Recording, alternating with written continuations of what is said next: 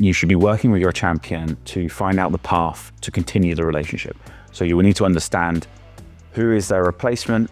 Are they on board yet? Are they going to look for them? Is there somebody getting promoted? In the meantime, who's picking up their work? Who's picking up, whether it's an opportunity, whether it's a new customer, who's picking up the evaluation, who's picking up the deal.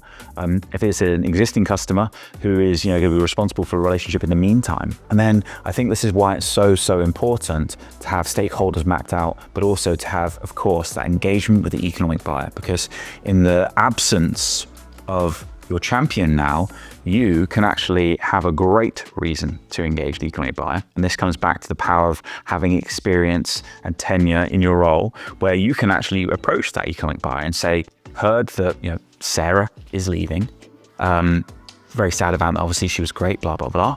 I would love to, if I can, introduce you to some people if you haven't already found somebody, or I'd love to, whatever the value add you think you can bring to that conversation that can be a good reason to bring value to your re-engagement with that economic buyer, just to make sure there's no gap in between engagement.